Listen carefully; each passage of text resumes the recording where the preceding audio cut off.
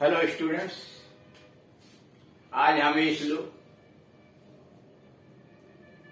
Letter से संबंधित और अभी फार्मर लेटर राइटिंग से संबंधित औपचारिक पत्र लेखन,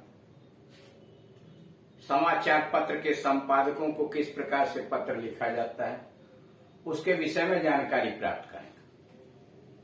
औपचारिक लेटर यानी फार्मर लेटर्स के अंतर्गत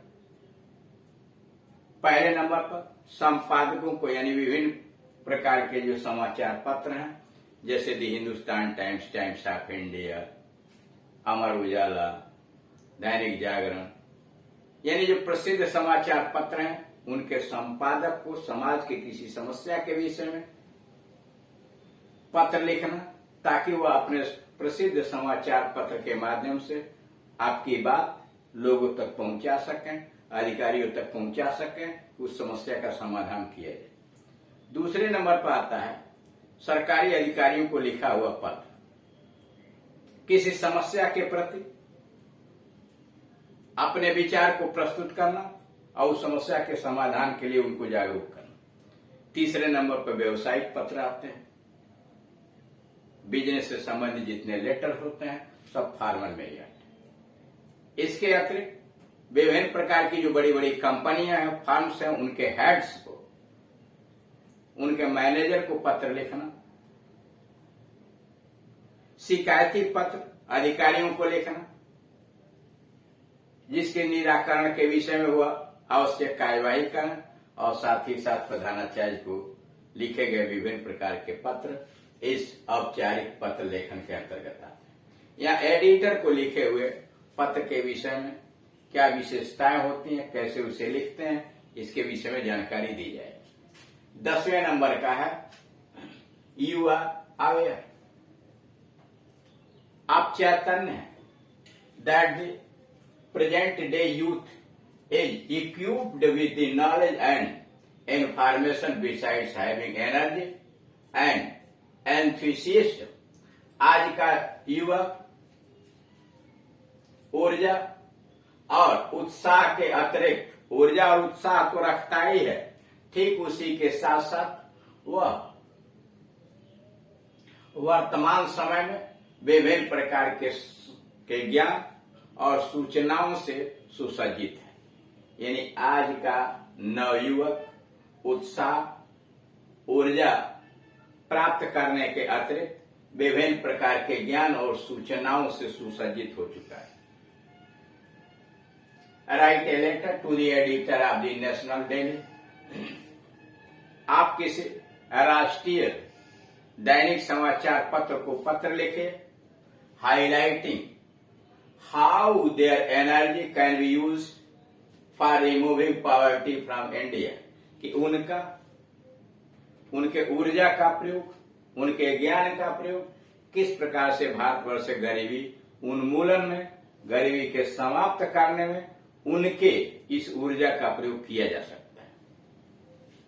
सबसे पहले लिखने वाले का पता लिखते हैं Gandhi public school Ballia UP, यानी वहां से यह पत्र लिखा जा रहा है विद्यालय के माध्यम से। Gandhi public school Ballia UP, वहां से किसी कोई छात्र या टीचर जो भी हो पत्र लिख रहा है। डेट लिख देंगे 28 अप्रैल 2022, 28 अप्रैल 2022। उसके बाद दी एडिटर, पत्र का संपादक, पत्र का नाम, समाचार पत्र का नाम the times of India Gorakhpur, यानी गोरखपुर से निकलने वाला टाइम्स ऑफ इंडिया में इस हमारे पत्र को प्रकाशित करना। सब्जेक्ट क्या होगा, यानी जो यहाँ पूछा गया, जो सब्जेक्ट दिया गया है वही सब्जेक्ट को आप साइट में लिखेंगे। Youth energy for removing poverty, गरीबी उन्मूलन के लिए युवा शक्ति का प्रयोग, यानी युवा शक्ति का गरीबी हटाओ उन्मूलन में प्रयोग। उसके बाद सब श्रीमान जी अब पत्र की बॉडी पर आ जाएंगे। दी प्रेजेंट डे, वर्तमान समय में। दी यूथ आर वाइडली अवेक, आज के जमाने में युवा पीढ़ी जो है वह विस्तृत ज्ञान से परिपूर्ण है। They are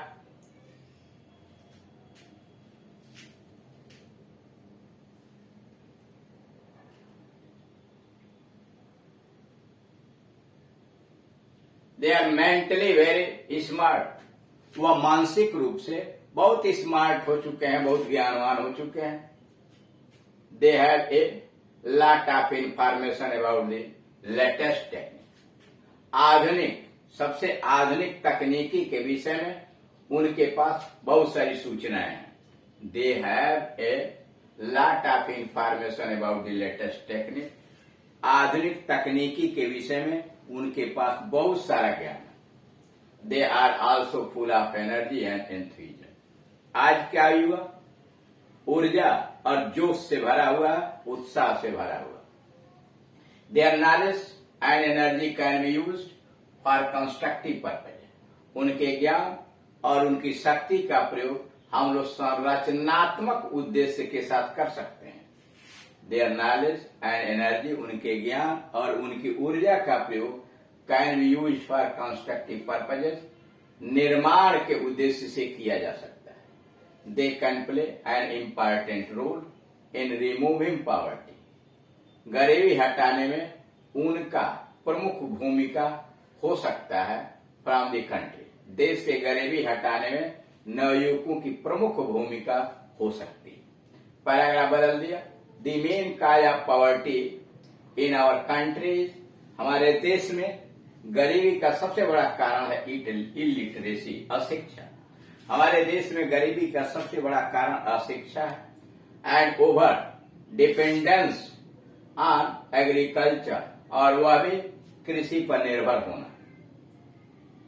the main cause of poverty in our country. हमारे देश में गरीबी का सबसे बड़ा कारण is illiteracy and over dependence on agriculture, और कृषि पर अति निर्भर हो जाना। Youth energy and knowledge can be used to educate the people. युवाओं का ऊर्जा और उनके ज्ञान लोगों को शिक्षित करने में किया जा सकता है। Youth energy and knowledge can be use. युवाओं के शक्ति का और उनके ज्ञान का प्रयोग लोगों को शिक्षित करने में किया जा सकता है। They can also share their technical and professional knowledge. वे अपने तकनीकी और व्यावसायिक ज्ञान का सहभागिता कर सकते हैं। वे दी पुअर विलेजर्स, गरीब गांववासियों के साथ वो अपने तकनीकी और साथ ही साथ व्यावसायिक ज्ञान का प्रयोग कर सकते हैं। Them to set up and to help them to set up, और उनकी सहायता भी कर सकते हैं स्थापित करने में देयर ओन स्मॉल यूनिट्स। अपनी छोटी छोटी औद्योगिक इकाइयां स्थापित करने में उनकी सहायता भी कर सकते हैं। If they work in this direction, अगर आज की युवा पीढ़ी इस दिशा में काम करेगी, the removal of poverty from our country, तो हमारे देश से गरीबी का उन्मूलन कैन बीकम क्वाइट पॉसिबल। तो देश से गरीबी का उन्मूलन बिल्कुल संभव हो सकता है। The only need is to motivate the youth. The only need, एकमात्र जो आवश्यकता है वह है युवकों को मोटिवेट करना, उन्हें उत्प्रेरित करना। Yours truly XYZ। यहाँ नाम नहीं लिखा गया, परीक्षा में अपना नाम नहीं लिखना होता है, न विद्यालय का नाम, न एड्रेस लिखना होता। तो इस तरह से आपने देखा कि युवा पीढ़ी की शक्ति का प्रयोग देश की गरीबी हटाने में किस प्रकार किया जा सकता है, और उसको पत्र के संपादक के पास पत्र कैसे लिखते हैं ताकि वह समाचार पत्र में प्रकाशित करे और उसका उपयोग किया जा सके। Thank you.